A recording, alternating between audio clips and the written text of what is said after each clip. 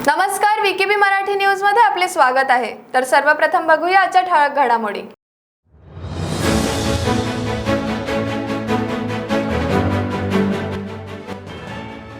लॉकडाऊनच्या संकेताने व्यापारी जगात अस्वस्थता, NVCC तर्फे पत्र परिषदेत चर्चा।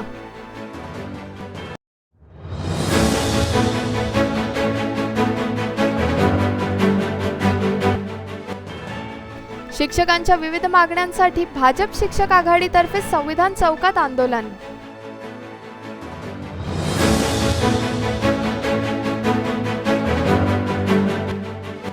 आणि शेतमालाला आधारभूत किंमत देऊन लाभ मिळावा यासाठी भारतीय शेतकरी संघातर्फे धरणे आंदोलन।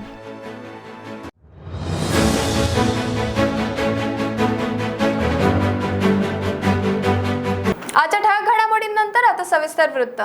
नागपुरात प्रशासनाद्वारे निर्बंध लागू करण्याचे संकेत मिळताच व्यापारी जगात अस्वस्थता निर्माण झाल्यामुळे Nag Vidarbha chamber of commerce तर्फे बुधवारी पत्र परिषद घेण्यात आली। या पत्र परिषदेत व्यापारी संघटनांतर्फे आपले मत मांडण्यात आले। मागील 2 वर्षांपासून आलेल्या कोरोनाच्या महामारीमुळे सामान्य लोकांचं जगणं असह्य झालं असून वारंवार होणाऱ्या लॉकडाऊनमुळे छोट्या मोठ्या व्यापाऱ्यांचेही खूप नुकसान झाले आहे। त्यातच तिसऱ्या लाटेचा संभाव्य धोका बघता पुनश्च लॉकडाऊन होण्याचे संकेत व्यापारी वर्गाला मिळाल्यामुळे व्यापारी वर्गात चिंतेसोबतच सरकार विरुद्ध रोष निर्माण झाला आहे। शासनाने व्यापाऱ्यांप्रती दाखवलेल्या उदासीन धोरणामुळे व्यापारी वर्गात असंतोष निर्माण झाला असून Nag Vidarbha chamber of commerce तर्फे पत्र परिषद घेऊन शासनाला मार्केट सुरू ठेवण्याची मागणी केली आणि जर असे झाले नाही तर व्यापारी वर्गाकडून तीव्र आंदोलनाचा इशारा देण्यात आला। बैठक लेंगे कि आने वाले 2 से 3 दिन में वापस से नागपुर में कड़क निर्बंध लगाए जाएंगे। उस विषय में ये चर्चा आज की रखी गई है, प्रेस कॉन्फ्रेंस रखी गई है। ऐसा ही आज अगर आप थोड़े दिन पहले देखेंगे तो फरवरी माह में नागपुर शहर प्रोएक्टिव होके हमने सैटरडे संडे के लॉकडाउन चालू करे थे। उसके बाद ये चलते रहा मार्च तक। फिर मार्च में हमने 13 मार्च से लेके 21 मार्च तक का हमने, जबकि पूरा नागपुर चालू था, पूरा महाराष्ट्र चालू था, लेकिन नागपुर में हमने कड़क निर्बंध लगा के पूरी दुकानों को हफ्ता 10 दिन के लिए बंद रखा। और फिर 4 अप्रैल से संपूर्ण महाराष्ट्र लॉकडाउन में चले गया, जिसका परिणाम ये हुआ कि नागपुर शहर तकरीबन 1.5 महीने पहले से लॉकडाउन में चला गया। शिक्षकांच्या विविध मागण्या पूर्ण करण्यासाठी भाजप शिक्षक आघाडीच्या वतीने बुधवारी संविधान चौकात धरणे आंदोलन करण्यात आले। यावेळी शिक्षक आमदार नागो गाणार, नागपूरच्या माजी महापौर कल्पना पांडे, अनिल शिवणकर यांच्यासह अनेक शिक्षक उपस्थित होते। शिक्षक व शिक्षकेतर कर्मचाऱ्यांना जुनी पेन्शन योजना लागू करावी, वरिष्ठ व निवड श्रेणीच्या प्रशिक्षण तारखा तत्काळ घोषित कराव्या, शिक्षकांचा पगार 1 तारखेला नियमित करावा, या आणि अशा अनेक मागण्यांसाठी भाजप शिक्षक आघाडीच्या वतीने नागपुरात बुधवारी संविधान चौकात शिक्षकांतर्फे धरणे आंदोलन करण्यात आले। यावेळी शिक्षक प्रतिनिधींनी आपल्या व्यथा प्रसार माध्यमांपुढे मांडून शिक्षकांना न्याय मिळावा अशी मागणी राज्य सरकारला केली। पक्षातर्फे आज शिक्षकांच्या प्रश्नासंदर्भात हे आंदोलन ठेवण्यात आलेलं आहे। मी शिक्षक आमदार असल्यामुळे आंदोलनाला, शिक्षकाच्या अन्याय, अत्याचार आणि मागण्यांच्या संदर्भात सुरू असलेल्या आंदोलनाला मी शिक्षक आमदार या नात्याने पाठिंबा घोषित करतो। जुनी पेन्शन योजना हा अत्यंत ज्वलंत प्रश्न आहे। शिक्षकांची, कर्मचाऱ्यांची पेन्शन बंद केली, पण आमदारांनी, मंत्र्यांनी, खासदारांनी स्वतःची पेन्शन सुरू ठेवली। याचा मी कडाडून विरोध जुलै 2011 पासून करतो आहे आणि मी घोषित केलं की जोपर्यंत राज्यातल्या शिक्षक कर्मचाऱ्यांना जुनी पेन्शन मिळणार नाही तोपर्यंत आमदारांना मिळणारी पेन्शन मी स्वीकारणार नाही आणि मी माझ्या शब्दावर कायम आहे। परंतु महाराष्ट्रातला माझ्याशिवाय एकही आमदार पुढे आला नाही की ज्यांनी आमदारला मिळणारी पेन्शन सोडली। घोषित अघोषित शाळा, विना अनुदानावर तत्वावर चालणाऱ्या 18 ते 20 वर्षापासून शाळा, शिक्षक हा माणूस घडवतो आणि 18 ते 20 वर्षापासून उपाशी काम करतो, त्यांना अनुदान दिलं गेलं पाहिजे। काही शाळांना अनुदान दिलं 20%, पुढचे टप्पे घोषितच झाले नाही। त्यामुळे 2016 पासून, सप्टेंबर 2016 पासून 20%वर काम करणाऱ्या शाळा आणि शाळेतील शिक्षक आहेत त्यांना प्रचलित नियमानुसार 100% अनुदान दिलं गेलं पाहिजे। ज्या शाळा अनुदानास पात्र घोषित झाल्या नाही, नैसर्गिक वाढीच्या तुकड्या अनुदानास घोषित केल्या नाही, त्यांना अनुदानास घोषित करून 100% अनुदान दिलं पाहिजे, ही माझी मागणी आहे। शेतकऱ्यांचे शेतीच्या शेतमालाला आधारभूत किंमत देऊन लाभ द्यावा अशी मागणी करत 8 सप्टेंबर रोजी भारतीय शेतकरी संघ विदर्भ प्रांततर्फे बुलढाणा जिल्हाधिकारी कार्यालयासमोर एक दिवसीय धरणे आंदोलन सुरू करण्यात आले। शेतकऱ्यांना पिकांवर केलेला खर्च आणि उत्पन्नाचा खर्च त्यासोबतच 50% त्यावर नफा असे लाभकारी मूल्य मिळालंच पाहिजे अशी मागणी करत 8 सप्टेंबर रोजी भारतीय शेतकरी संघ विदर्भ प्रांततर्फे बुलढाणा जिल्हाधिकारी कार्यालयासमोर एक दिवसीय धरणे आंदोलन करण्यात आले आहे। तसेच या लाभकार्य मूल्यासाठी कडक कायदा बनवण्यात यावा ही मागणी सुद्धा शेतकऱ्यांनी या धरणे आंदोलनाद्वारे प्रशासनाकडे केली आहे। भारतीय किसान संघ विदर्भ प्रांत केंद्रीय समितीच्या आदेशानुसार आज 8 सप्टेंबरला आम्ही जिल्हाधिकारी कार्यालय बुलढाणा यांच्या कचेरीसमोर धरणे आंदोलन करत आहोत।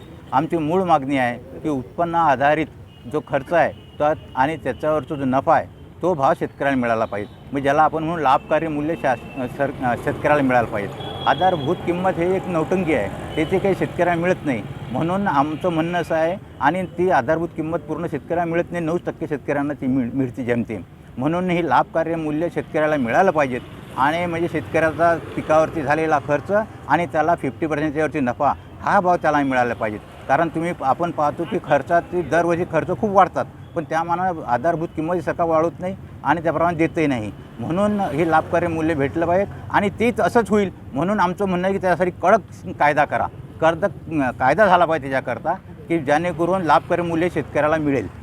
तर याकरता हे आमचं आज धरणे आंदोलन आहे। बुलढाणा जिल्ह्यात अतिवृष्टीमुळे झालेल्या नुकसानीची पाहणी स्वाभिमान शेतकरी संघटनेचे नेते रविकांत तुपकर यांनी केली। सध्या सुरू असलेल्या अतिवृष्टीमुळे शेतकरी पूर्णपणे कोसळला असून शेतकऱ्यांचं मोठं नुकसान झालं आहे। त्यामुळे या नुकसानीचे तत्काळ पंचनामे करा व कोणताही भेदभाव करू नका अशी मागणी स्वाभिमान शेतकरी संघटनेचे नेते रविकांत तुपकर यांनी केली आहे।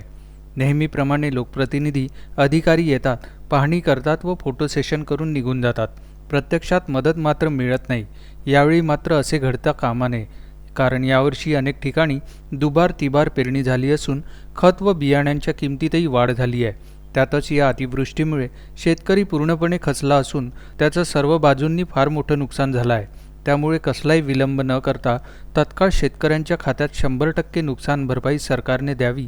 तसेच दरवर्षी नदीकाठच्या शेतीचं नुकसान होत असल्यामुळे नद्यांचं खोलीकरण करण्यात यावं अशा आग्रही मागण्या रविकांत तुपकर यांनी केल्या। कालच्या अतिवृष्टीमुळं व ढगफुटीसारखा पाऊस झाल्यामुळं मोठ्या प्रमाणामध्ये शेती पिकांचं नुकसान झालेलं आहे। शेतकऱ्यांच्या अनेक ठिकाणी पहिले दुबार तिबार पेरण्या झालेल्या आहेत। यावर्षी उत्पादन खर्च सुद्धा वाढलेला आहे आणि अशा परिस्थितीमध्ये 15 दिवसावर आता सोयाबीन सोंगायला आलेली असताना असा ढगफुटीसारखा पाऊस झाला आणि पूर्णपणे शेती उद्ध्वस्त झालेली आहे। सरकारनं ताबडतोब वस्तुनिष्ठ पंचनामे करावेत, त्याच्यामध्ये भेदभाव करू नये आणि भरीव मदत 100% नुकसान भरपाई तातडीनं शेतकऱ्यांच्या खात्यामध्ये जमा केली पाहिजे। दुसऱ्या बाजूला जे नदीकाठाला शेतं आहेत त्या नद्यांचं खोलीकरण करणं, त्यांचं रुंदीकरण करणं आणि शेताच्या भोवती संरक्षण भिंतीसारखी थोडी भिंत करणं हे गरजेचं आहे। रोडच्या आजूबाजूला सुद्धा जी शेतं आहेत त्या ठिकाणी सुद्धा नाल्या करणं आणि संरक्षण भिंती शेताला बांधून देणं हे सुद्धा गरजेचं आहे। महाराष्ट्रामध्ये ज्या ज्या ठिकाणी मोठ्या प्रमाणामध्ये नुकसान झालं अतिवृष्टीमुळे त्या ठिकाणच्या शेतकऱ्यांच्या खात्यामध्ये तातडीनं मदत जाणं गरजेची आहे। शेतकरी आता आत्महत्येच्या उंबरठ्यावर उभा आहे। सरकारनं सगळ्या गोष्टी बंद कराव्यात, सगळ्या गोष्टींचे प्रोजेक्ट ताबडतोब थांबवावेत आणि तातडीनं शेतकऱ्यांच्या खात्यामध्ये पैसे जमा करावेत ही स्वाभिमानी शेतकरी संघटनेची मागणी। नागपूर शहरात गणेशोत्सव दरम्यान निर्बंध पाळण्यात यावे याची जबाबदारी नागपूर महानगरपालिकेची असून पीओपी मूर्तीच्या खरेदीच नाही तर विक्री दोन्हीवर प्रतिबंध लावण्यात आले आहेत। तसेच कोणत्याही दुकानात पीओपीची मूर्ती आढळली तर त्यांना तात्काळ जप्त करून दुकानाला सील करण्यात येईल। यासाठी पोलीस प्रशासन सज्ज झाले असून हे निर्देश महापौर दयाशंकर तिवारी आणि मनपा आयुक्त राधाकृष्णन बी यांनी दिले आहेत। गणेशोत्सव हमारे दरवाजे पर खड़ा है और 1 वर्ष की प्रतीक्षा के बाद गणराया हमारे घर पधार रहे हैं। नागपुर महानगर पालिका ने 2012-13 में एक इनिशिएटिव लिया था कि गणेशोत्सव जो है पर्यावरण पूरक होना चाहिए। 2013 में महानगर पालिका ने एक कानून बनाया था और वह कानून को अब केंद्र सरकार ने स्वीकृत कर लिया और अपने कानून में महानगर पालिका का भी उल्लेख किया है। संपूर्ण देश में पीओपी की गणेश मूर्ति पर प्रतिबंध लगाया गया है। पीओपी की जो मूर्ति है ये पानी में घुलती नहीं है, इससे भगवान की विडंबना भी होती है, अपमान होता है और कहीं ना कहीं हमारी भावनाएं भी आहत होती है और जल स्रोतों पर भी उसका विपरीत असर पड़ता है, जिससे जलचरों को और पानी के उन स्रोतों को जो तालाब में पुनः भरण का काम करते हैं, बहुत बड़े प्रमाण में वे उसे प्रभावित भी करती है। महानगर पालिका के जिस कदम को हमने शुरुआत की थी, उसे केंद्र ने आज राष्ट्र में कानून के रूप में परावर्तित कर दिया है। आपसे निवेदन है कि इस वर्ष आप गणेशोत्सव पर्यावरण पूर्वक बनाएं। अपने घर में मिट्टी की मूर्ति की ही स्थापना करें। हम घर में जो मूर्ति बैठा ले वे 2 फुट से ऊंची ना हो, और हम जो सार्वजनिक मैदान पर बैठा ले, सार्वजनिक स्थलों पर बैठा ले, सार्वजनिक मंदिरों के माध्यम से बैठा ले, वो 4 फीट से ऊंची नहीं होनी चाहिए। साथ ही साथ ये मूर्तियाँ मिट्टी की ही होनी चाहिए। हम जो सजावट करें, इस सजावट में भी हम थर्माकोल का और प्लास्टिक का वापर बिल्कुल ना करें, कारण यह भी पर्यावरण पूर्वक नहीं है और कानून के दृष्टि से दोनों के दोनों अपराध है। इस धरती के पर्यावरण को हमने बचाया तो हमारा जीवन सुरक्षित भी रहेगा और संरक्षित भी रहेगा। इसलिए पर्यावरण की रक्षा के दृष्टि से आप सभी लोग काम करें। हम गणेश जी को रोज़ निर्माल्य चढ़ाते हैं। ये निर्माल्य जल स्तोत्र में न फेंकें, हमारे घर में जमा रखें। महानगर पालिका के माध्यम से दोपहर के समय में आपके मोहल्ले से महानगर पालिका की गाड़ी घूमेगी और इन निर्माल्यों को एकत्रित करके उसे खाद में परावर्तित करने का काम करेगी। अर्थात देवताओं को अर्पित किया हुआ जो निर्माल्य है, ये पैरों में ना पड़े, कचरे में ना पड़े और खाद के रूप में इस्तेमाल होकर के फिर से बगीचे में मट्टी में मिल करके फिर से नई प्रकृति का सृजन कर सके। इस प्रकार का नियोजन महानगर पालिका ने किया। आप कोशिश करें कि घर में छोटी मूर्ति है तो उसका विसर्जन भी घर में कर ले। एक प्लास्टिक के टब में या प्लास्टिक के बाल्टी में हम छोटी मूर्ति का विसर्जन करें तो वही मिट्टी हमारे घर में गमले के काम आ सकती है, पौधों के काम आ सकती है। और जो गणराया हम घर से बाहर भेज देते हैं, वो कहीं ना कहीं उस मिट्टी के रूप में हमारे वर्ष भर अपना आशीर्वाद देने के लिए हमारे घर में उपलब्ध रहेंगे। तो क्यों ना हम कोशिश करें एक बार सक्षमता से कि इस वर्ष का गणेशोत्सव जो होगा वो 100% पर्यावरण पूर्वक गणेशोत्सव होगा। प्रकृति के साथ सौहार्द निर्माण करने वाला गणपति होगा। मिट्टी की 100% मूर्ति बैठेगी और मिट्टी की मूर्ति के साथ साथ हमारा जो वहाँ पर डेकोरेशन होगी, सजावट होगी, वो सारी की सारी हम पर्यावरण पूरक वस्तुओं से ही करेंगे। इस दृष्टि का हम संकल्प लें। यह गणेशोत्सव आपकी संपूर्ण मनोकामनाएं पूर्ण करे, आपके हर इच्छाओं की पूर्ति करे, विघ्नहर्ता आपके सारे विघ्नों का निवारण करे और सुखकर्ता आपके जीवन में हमेशा सुखों की परंपरा परिपाटी को निर्बाधित रूप से जारी रखे। यही मैं गणराया के चरणों में कदम रखकर स्तुति करना चाहता हूँ। वेळ झाली एका छोट्याशा ब्रेकची, भेटूया ब्रेक नंतर। बाय। सब जानना चाहते हैं मेरा फेवरेट कलर, मेरा फेवरेट डेस्टिनेशन, मेरी फेवरेट डिश, पर कोई ये नहीं पूछता कि फेवरेट डिश मैं बनाती कैसे हूँ। अरे यार, जिसे टेस्टी खाना पसंद है वो अच्छे टेस्ट तक पहुँच ही जाता है। सुरुचि मसाले, खाने में हो रुचि तो घर लाइए सुरुचि। अपने सपनों की उड़ान भरने की इच्छा तो हर किसी की होती है, पर पंख भी तो मजबूत होने चाहिए जो देता है Flywheel Aviation Academy. Flywheel Aviation Academy एक ऐसा इंस्टीट्यूट है जहां पर एयरलाइंस एंड एयरपोर्ट हॉस्पिटैलिटी और टूरिज्म मैनेजमेंट, साथ ही यहां campus interview, guidance by industry expert, practical training at airport, expert faculty, personal grooming जैसे कई सारे बेनिफिट्स आप पा सकते हैं। Flywheel Aviation Academy, 1 degree 3 job opportunities. Flywheel Aviation Academy gives you a degree और diploma with a job. Flywheel Aviation academy, 365 Gandhinagar, LAD college square, beside Karnataka bank, Nagpur. Break नंतर आपले स्वागत आहे। वेळेवर पगार मिळत नसल्याने अमरावती येथील आरोग्य विभागातील कर्मचाऱ्यांनी जिल्हा परिषदेसमोर 1 दिवसीय काम बंद आंदोलन केले। अमरावती जिल्हा परिषदेअंतर्गत आरोग्य विभागातील कर्मचाऱ्यांचे पगार गेल्या 2 वर्षांपासून वेळेवर होत नसल्याने जिल्ह्यातील आरोग्य विभागातील कर्मचाऱ्यांना मोठ्या प्रमाणात त्रास सहन करावा लागत आहे। त्यामुळे प्रशासनाचे लक्ष वेधण्यासाठी त्यांनी जिल्हा परिषदेसमोर 1 दिवसीय काम बंद आंदोलन करून उपोषण केले। सोबतच आरोग्य विभागात मोठ्या प्रमाणात रिक्त पद असल्याने कामाचा अतिरिक्त भारही या कर्मचाऱ्यांना सहन करावा लागत असल्यामुळे यावर प्रशासनाने लवकरात लवकर तोडगा काढला नाही तर आम्ही बेमुदत काम बंद आंदोलन करू असा इशाराही कर्मचाऱ्यांनी दिला।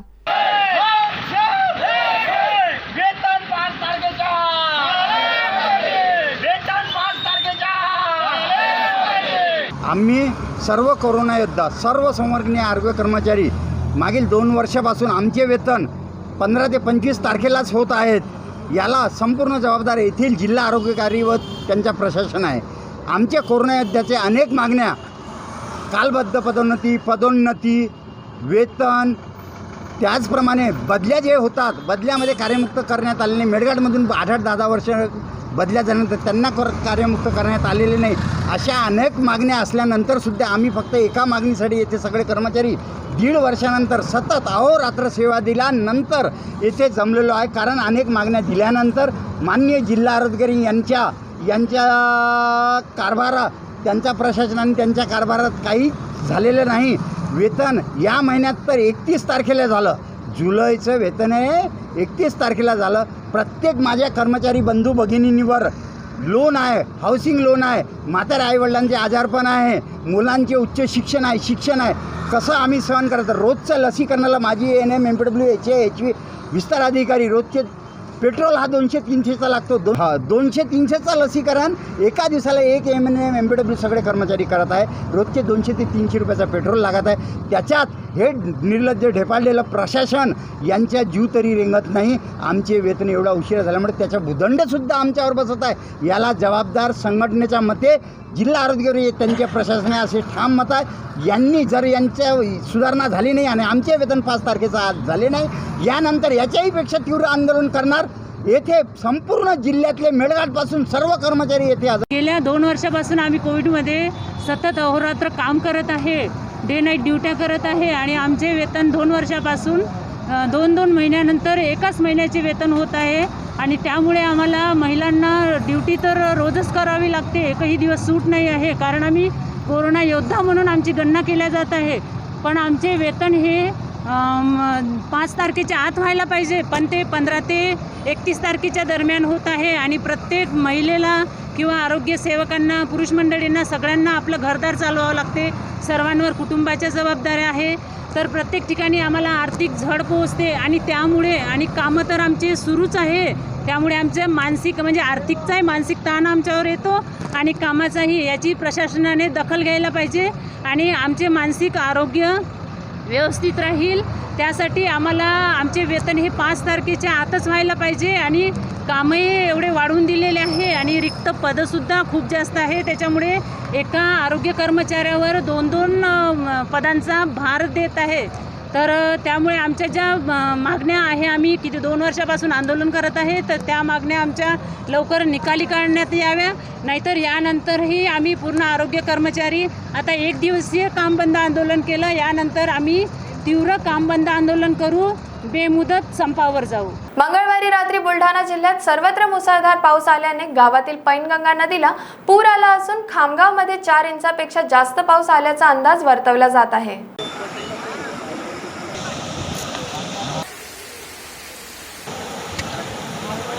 बुलढाणा शहरातही मुसळधार पावसाने आपली छाप सोडली असून सर्वत्र पूर आणि अतिवृष्टीची स्थिती झाल्याने नागरिकांना फार त्रासांना सामोरे जावं लागत आहे. खामगाव येथील बोर्डी नदीला तसेच शहराला पाणी पुरवठा पुरवणाऱ्या पैनगंगा नदीला पूर आल्याने सर्व घरांमध्ये पाणी शिरले आहे. तसेच मोराळा तालुक्यात पावसाचे तांडव माजल्याने पिकांचे नुकसान फार मोठ्या प्रमाणात झाले असून नुकसानीची पाहणी करून पंचनामे करण्याचे आदेश देण्यात आले आहे, अशी माहिती बुलढाणा आमदार संजय गायकवाड यांनी दिली. यावर्षी पावसाळा सुरू झाल्यापासून मोताळा तालुक्यामध्ये दुष्काळ पडतो की काय अशा प्रकारची स्थिती होती. परंतु आज पहाटेपासून जवळपास 3.5 तास पावसाने धोधो बरसला आणि इतका बरसला की कदाचित 15-20 वर्षाचं रेकॉर्ड तरी यावर्षी तोडलं. एकही मोताळा तालुक्यातली नदी अशी नाही की जी दुथडी भरून वाहत आहे आणि त्याच्यामुळं नद्यांचं पाणी हे शेतांमध्ये उधळलं आणि नदीकाठची जेवढी शेती आहेत ती संपूर्ण त्या ठिकाणी खरडून गेली. पिकाचं प्रचंड नुकसान झालं आणि त्यात अनेक घरं देखील नदीकाठची वाहून गेलीत. प्रत्येक गावच्या ज्या नदीकाठावर गाव त्या प्रत्येक गावाला विळखा बसलेला आहे. सुदैवाने याच्यामध्ये कुठली जीवितहानी झाली नाही आणि म्हणून ताबडतोबीनं कलेक्टर साहेब, BNCचे executive engineer, PNC deputy engineer, तहसीलदार यांना ताबडतोबीनं सगळ्या शेतकऱ्यांच्या नुकसानीचे पंचनामे करून ताबडतोबीनं त्यांना नुकसान भरपाई देण्याबाबतच्या सूचना या ठिकाणी देण्यात आल्या. रस्त्यांमध्ये गाळ आणि लाकडं, झाडं वगैरे आल्यामुळे ती रस्ते खोळंबलीत, ते देखील ताबडतोबीनं मोकळं करण्याच्या सूचना आपण या ठिकाणी दिल्या आणि विश्वास आहे की 2-3 दिवसामध्ये या सगळ्या प्रकारची पंचनामे करून सन्माननीय मुख्यमंत्री उद्धवसाहेब ठाकरे यांच्याकडे सगळा अहवाल पाठवून ताबडतोब शेतकऱ्यांना मदत कशी मिळते असे प्रयत्न केले जातील. या सगळ्या प्रक्रियेतून शेतकऱ्यांनी हातबंड होता पुन्हा एकदा उमेदवारी उभं राहावं, कारण नुकसान प्रचंड झालेलं आहे. कदाचित तेवढी भरपाई होऊ शकणार नाही, परंतु जेवढी काही करायची तेवढी करायचा प्रयत्न आम्ही करणार आहोत. धन्यवाद.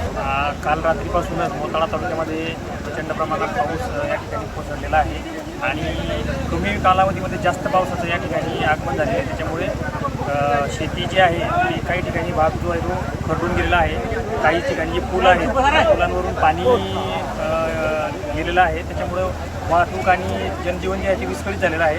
त्या ठिकाणी सन्माननीय आमदार साहेब यांनी भेट दिलेली आहे आणि त्यांनी ज्या सूचना दिलेल्या आहेत त्यानुसार ज्या ज्या शेतकऱ्यांचं नुकसान झालेलं आहे त्या सर्वांचा या ठिकाणी पंचनामा करण्यात येईल आणि शासनाच्या स्तरावर मदतीसाठी अहवाल पाठवण्यात येईल. आपल्या वडिलांच्या निधनानंतर त्यांचा मूर्ती बनवण्याचा कारखाना टिकावा व त्या कारखान्याचं नाव वाढावं यासाठी चेंबूर येथील 5 बहिणी मिळून चालवत आहेत गणेश कला मंदिराचा वारसा. बघूया याबाबत एक खास रिपोर्ट. गेल्या 50 वर्षांपासून चेंबूर परिसरात ही गणेश कार्यशाळा सुरू असून इथे मोठमोठ्या गणपतीच्या मूर्तींना आकार दिला जातो. मागील 2 वर्षांपासून कोरोनामुळे गणेशाच्या मूर्तीला आकार देता आला नाही. मात्र यंदा सरकारने दिलेल्या 4 फुटाच्या निर्बंधामध्ये गणेश मूर्तिकारांना थोडासा दिलासा मिळाल्यामुळे वडिलांच्या निधनानंतर चेंबूरमधील या 5 बहिणी आपल्या वडिलांचं काम त्यांच्या पाठीमागे चोख पार पाडत आहेत. या 5ही जणी सुशिक्षित असून सुद्धा केवळ वडिलांच्या कारखान्याचं नाव वाढवण्यासाठी हे कार्य करत आहेत. वडिलांचा हा वारसा त्यांना कायम जपायचा असून त्यासाठी या 5ही बहिणींनी एकत्रित येऊन या गणेश कला केंद्राला पुढे घेऊन चालायचं ठरवलेलं आहे आणि त्यांची पुढील पिढीसुद्धा हेच काम करणार असल्याचं त्यांनी सांगितलं. महिलांनी हा क्षेत्रात आवर्जून उतरला पाहिजे, कारण की आता कुठलीही गोष्ट अशी नाही आहे की जी आपण करू नाही शकत. छोट्यातली छोटी मोठी गोष्ट डोळ्यांपासनं धोतर नेसवण्यापासनं रंगकाम सगळं प्लॅस्टर माती सगळी कामं मुली करू शकतात आणि त्यांनी केलंच पाहिजे. मूर्तीकडे जसं माझा लहानपणापासूनच कल होता, म्हणजे बाबा जसे करत होते तसं मी जस्ट 5वी-6वी पासून आम्ही हे काम करायला सुरुवात केली. ते अजूनपर्यंत करतोच हे काम. 54 चालू झाले आणि बाबा जसे चालू होते खूप म्हणजे माणसांना जपून सगळ्या मंडळांना सांभाळून सगळं चालू होते. कधी कोणी पहिल्या सुरुवातीच्या काळामध्ये पैसे नसायचे लोकांकडे. 1-1 वर्ष पैसे न देता सुद्धा मूर्त्या घेऊन गेलेत, त्यांनी नंतर पैसे आणून दिले. अशा गोष्टी होत्या तेव्हा. आर्थिक परिस्थिती खूप खराबच झालेली आहे सध्याला, कारण की गेल्या वर्षी तर अजिबातच गणपती झाले नाही. त्या किमान यंदा थोडेफार तरी आहेत. मुझे 20 साल हो गए मैं यहाँ पे काम कर रही हूँ. मैं पोस्ट ग्रेजुएट हूँ और मैं फ्लाइट अटेंडेंट भी थी कतर एयरवेज के लिए. एक्चुअली बचपन से पापा के साथ काम सीखा है हम लोगों ने गणेश मूर्ति का, और पापा जाने के बाद तो अभी हम लोग पूरा 5 बहनें संभाल रही ये सब काम. और पापा के साथ ही हम लोगों ने पूरा स्टार्ट किया था, स्टार्ट टू एंड. गणेश मूर्ति बनाने से गणेश मूर्ति का पूरा पेंटिंग, पूरा फिनिशिंग, फाइनल फिनिशिंग सब सीख के ही हम लोगों ने ये किया. कोविड तो बहुत दर्दनाक ही बोल सकते हैं हम लोग, क्योंकि यहाँ पे 30 से ज़्यादा वर्कर्स काम करते थे जो अभी 3 पे ही आ गए हैं. बाकी सब वर्कर्स ऐसे ही यहाँ वहाँ छोटे मोटे काम कर रहे हैं. हमारा बहुत सारा फाइनेंशियल लॉस हो गया है, क्योंकि बड़ी जो मूर्तियाँ थी वो कट के छोटा मूर्ति बिठाने लगे सब लोग, क्योंकि गवर्नमेंट का JRE वैसे है कि 4 फुट ही बिठाना है, 4 फुट से बड़ा नहीं चाहिए. इसकी वजह से बड़ी मूर्तियाँ नहीं बनी, 4 फुट की बनी है, तो उससे भी बहुत फ़र्क पड़ता है फाइनेंस पे. पापा का नाम तो पहले से ही था, लेकिन इससे आगे अभी हम लोग भी लेके जाएंगे आगे, और हमारे बच्चे भी लेके जाएंगे जो अभी से सीख रहे हैं कि कैसे गणपति कलर करना है, कैसे बनाना है. तो ये ऐसे ही पापा का नाम ऐसे ही आगे जाएगा. पापा के सिवा और कोई नाम नहीं लगेगा. बहुत अच्छा फील होता है. उल्टा हम लोग तो महिलाओं को बोलते हैं कि आओ और करो करके. ये जो काम है सिर्फ पुरुषों के लिए नहीं बना है, महिलाओं के लिए भी बना है. हम लोग खुद कर रहे हैं, हम लोग हर चीज़ करते हैं. अगर 20 फुट का भी गणपति रहेगा तो हम लोग खुद ऊपर चढ़ के काम करते हैं. तो महिलाओं को हम लोग और बुलाते हैं कि करो. हम लोग वर्कशॉप भी रखते हैं महिलाओं के लिए कि आप आओ और सीखो और हेल्प करो. एक्चुअली पापा जाने के बाद बहुत हार्ड था संभालना. सिर्फ लेडीज़ ही थे, हम लोग 5 बहनें थी. तो फिर भी मंडल वालों ने भी हमें बहुत अच्छे से सहकार्य किया. मंडल वालों का साथ था, 5 बहनें साथ थी और हे इसीलिए तो अभी ये सब बहुत बड़ा हो गया और आगे चल रहा है। लहानपणापासूनच आम्हाला पप्पांबरोबर काम करायची सवय होती. आम्ही 5ही जण सुट्टी पडली की कारखान्यात वर्कशॉपमध्येच काम करायचो. त्यामुळे ती आवड निर्माण झाली होती. आणि आत्ताच्या स्थितीला सांगायचं म्हटलं तर सगळीजण आम्ही 5ही जण चांगल्या वेगवेगळ्या पोस्टला काम करू शकतो आणि करतोय. पण 2 ते 3 महिने आम्ही कंपल्सरी सुट्टी तिकडे टाकून इथेच असतो. म्हणजे आम्हाला हा जो पप्पांना हा कारखान्याला आत्ता 53 वर्ष चालू आहे हे. पप्पांना जाऊन 5 वर्ष झाली आणि पप्पा गेल्यानंतर जो लोड आमच्यावर पडलेला आहे, पप्पा असताना पहिलं कसं करायचं तेव्हाही काम. आम्हाला स्वतः 25 ते 30 वर्ष झाली स्वतः काम करून, इंडिपेंडेंटली काम करून सुद्धा आम्ही 5ही जण. पण पप्पा असताना कसं एक टेन्शन नसायचं. पप्पा गेल्यानंतर जो लोड पडला ना आमच्यावर, म्हणजे मंडळांना कसं हँडल करायचं, पर्सनली जाऊन त्यांच्याशी कसं बोलायचं, त्यांना जो मॉडेल पाहिजे तो आपल्याला देता येईल की नाही, हे टेन्शन राहायला लागलं. मग नंतर आता हळूहळू आम्ही 5ही जणं मिळून, म्हणजे जरी वेगवेगळ्या फील्डमध्ये असू तरी 5ही जणं बरोबर 3 महिन्यासाठी आम्ही इथे येतो. गणपतीची सगळी जबाबदारी, जो वारसा पप्पांचा जो आम्हाला 53 वर्ष झालेत, आम्हाला 100 वर्ष पूर्ण करायचं आहे. हे आम्ही ठरवलं आहे 5ही जणांनी मिळून की आम्हाला कसंही करून त्यांचं नाव पुढे घेऊन जायचं. बाबी बांदेकरांचा कारखाना आम्हाला 100 वर्षाच्या पुढे घेऊन जायचं. कोविडच्या आधी कारखाना खूपच म्हणजे मोठ्या मूर्त्या आमच्या जवळजवळ 250-300 असायच्या, जे आत्ता ह्या ह्याच्यामध्ये एकदमच कमी झालेले आहेत. 100-200पर्यंतच गेलेले. आणि छोट्या मूर्ती जिथे 350-400 गणपती असायचे तिथे आता 200-250 आहेत. म्हणजे टोटल तो नाही म्हटलं तरी 300-350, म्हणजे अर्ध्यापेक्षाही कमी गणपती झालेले आहेत. म्हणजे कोरोनामुळे आर्थिक स्थिती खूपच ढासळलेली असं म्हटलं तरी चालेल. म्हणजे जसं आमच्यावर हे झालं आहे तसं आमचे वर्कर्सही खूप हे झालेले. तिथे 30 वर्कर्स काम करायचे, तिथे आता 3 वर्करला घेऊन आम्हाला काम करावं, कारण वर्कर्सच नाही मिळत आहेत. तर आज VKB मराठी न्यूजमध्ये एवढंच. उद्या पुन्हा भेटूया काही नवीन घडामोडींसह. बघत राहा VKB न्यूज. नमस्कार.